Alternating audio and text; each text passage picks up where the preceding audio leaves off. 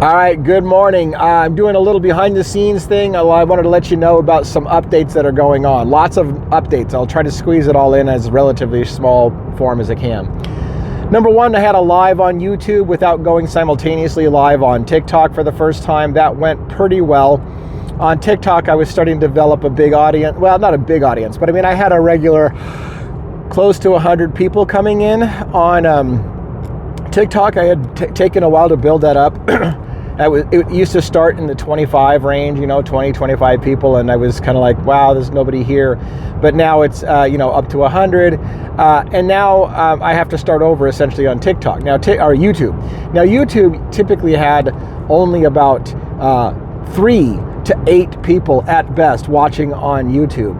With my live being shut down on TikTok, I think I had 25, concurrent viewers on the YouTube live last night, and maybe a peak of 40, I'm not sure, 46, I want to say 46.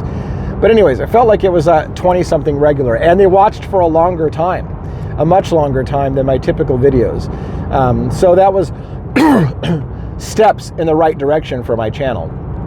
We talked about JP Rennison, a guy that has confessed to the shooting of Brian Thompson. In public, he's confessed. He says he's confessed to law enforcement, and law enforcement is not interested in his confession. So that's interesting. We talked about that. We talked about a reporter by the name of Morrow, who was contacted by TMZ in the early stages of the investigation, saying that lots of people are calling him the shooter, the adjuster, and that they're getting tips that he's the shooter, and so they reached out to him to talk about it, and he was stunned by that. And he just recently, or relatively recently, came out and said, I think it's time to go ahead and admit that, yeah, TMZ reached out to me saying that I was one of the tips that they were getting a lot of leads of, and he kind of resembles, in some regards, the adjuster photos that we saw in the early stages. So that was interesting. We talked about that at length. And then the last thing I'll give you for a behind-the-scenes update is an update about my subscription model and an interview. Let's talk about the interview. We'll end with the subscription model. So I've been contacted by a reporter who I believe is 100% legit. He's an independent reporter who has written for several newspapers in his home state, and is a journalist, and he wants to interview me for a podcast that he's working on with that has a name that I'm not going to share at the moment. And here's where and this is going to segue into my subscription model and why. So this journalist, which I'm not going to name here, has contacted me and said that they want to interview me for this podcast on an episode that they're going to possibly do on Luigi Mangione. In particular, they're trying to understand for the show why Luigi Mangione has such a big groundswell of support, is basically the wording that we're using, and where that groundswell of support is coming from. Oh yeah, I yawn whenever I'm on the fucking this camera. And so it may be a negative slant, right? It may be like, we don't get it. Why do people like Luigi Mangione? And I want some people to talk about it. And he, when he reached out to me, indicated that my name came up quite a bit from people who were saying, if you want somebody to interview about understanding why there's support for Luigi Mangione, you should talk to the Devil's Advocates on TikTok.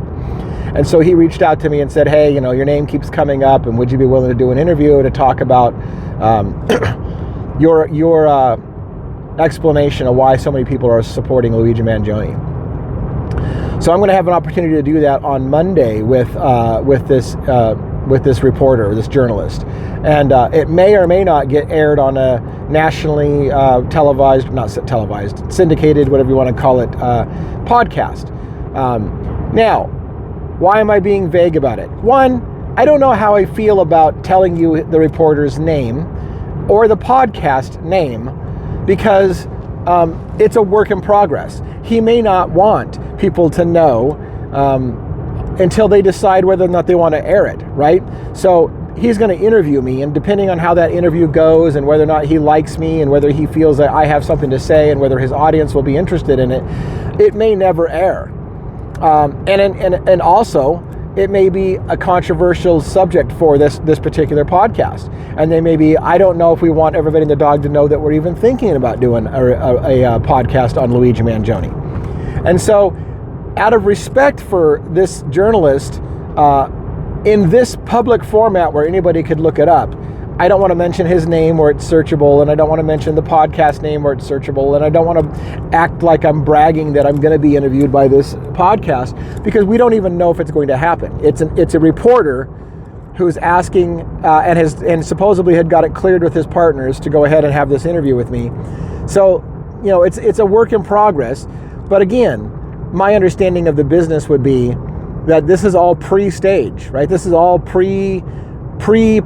Now, once that interview has been done, and if he tells me that yes, we're going to have you on this show and we're going to air that podcast, I suspect the gloves will be off and I'll be allowed to let you know in a teaser that this podcast is coming up, in which I'll be featured in the podcast. And I don't know, and that's the other thing, I don't know if I'm going to be featured or if I'm going to be one of 10 people interviewed and they're going to get a sound bite from me at best, right? So I don't know if they're going to have anything of me. I don't know if they're going to have a soundbite of me and I was just one of several people, or if I'm going to be featured and the whole conversation is going to be him and I talking. Now, I do know that him and I are going to be talking, as he worded it, for as long as we want. Like, in other words, we're going to have, it sounds like we're going to have a lengthy conversation. And I suspect that's the case, regardless of whether or not I'm featured or whether or not they're just looking for a soundbite. Because, maybe we need to talk for an hour for them to find a 10-second soundbite that they like to pull out of it. So I just was letting you know that segues into the subscription model. So on TikTok and soon on YouTube, I'm going to have a subscription model. Now, I have it on TikTok already. What that means is for $2.99 on TikTok, you can subscribe to my subscribers only area.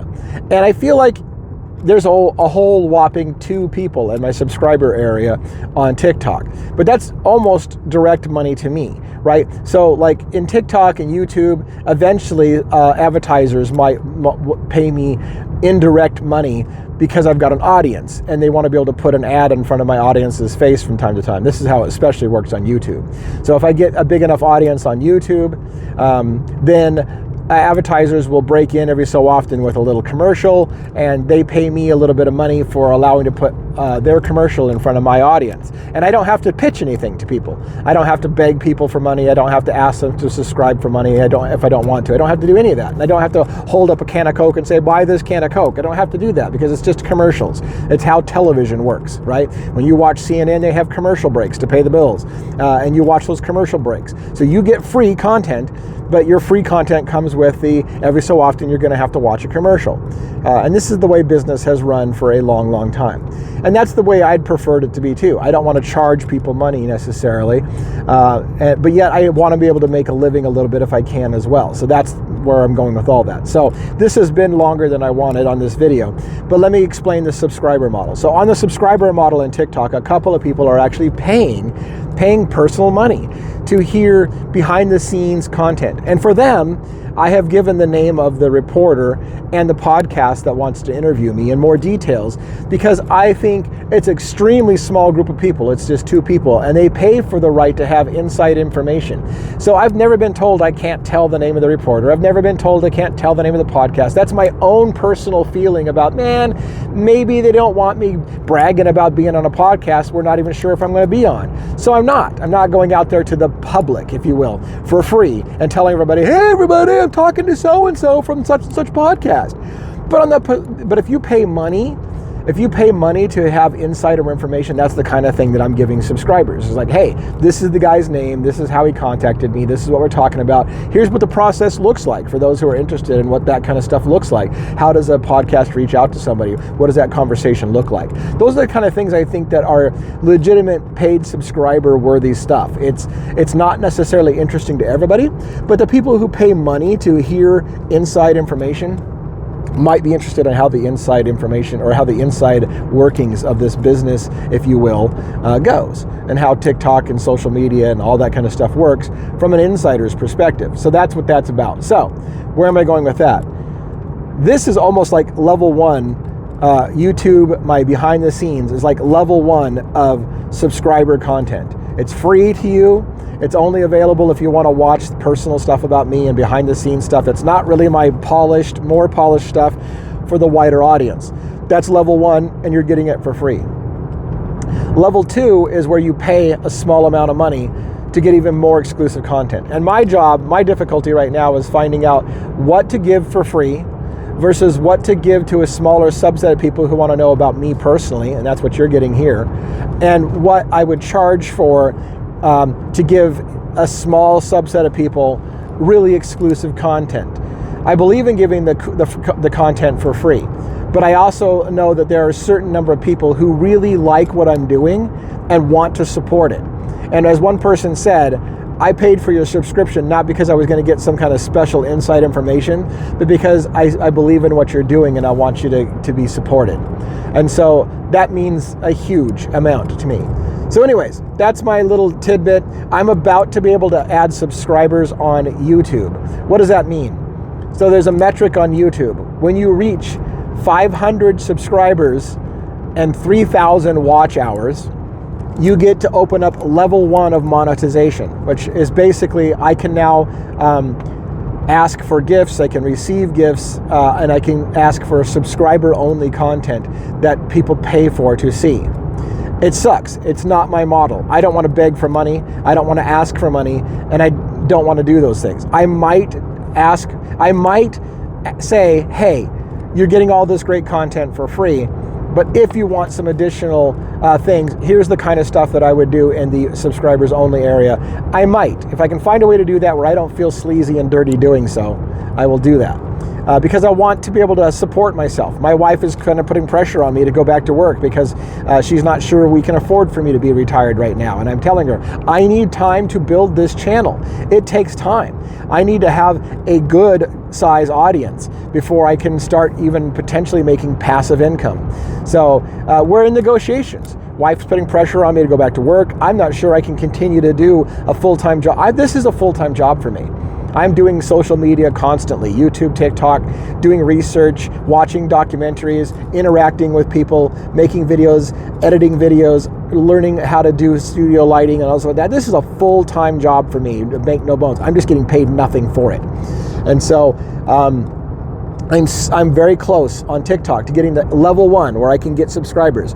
That's 500 subscribers. I'm at 320, I think, this morning. 320. It keeps building a little faster, so I expect it's possible I will hit 500 by the end of this month, but probably by the end of next month, and I should have my 500 subscribers. And that'll allow me to have subscriber-only content, not just on TikTok, but on YouTube. And then we move towards the next level of TikTok, which is harder in some regards because the number is so huge. However, as the account gets bigger, so does the number of new followers that come in every single day. That next level, I believe, is 1,000 followers. I got 320, so I'm a long ways off from 1,000 followers. Maybe it's higher. No, maybe it's 3,000 followers. But anyways, I'm almost at the watch hours. You need the level 1 is 500 subscribers and 3,000 watch hours. I'm at 320 subscribers and about 2,600 watch hours. I'm going to easily hit the watch hours before I get the subscribers. So I'll have the watch hours under the bag, and then all I'm waiting for is to get that number 500 subscriber, and then I can have and then I can have subscription only content, and we'll see how that goes. So sorry this took longer than I expected, but that's my update for now. I might do another video because I'm clear down at the lake again, and now I have a long drive back, and I gotta have something to do, so maybe I'll make another video.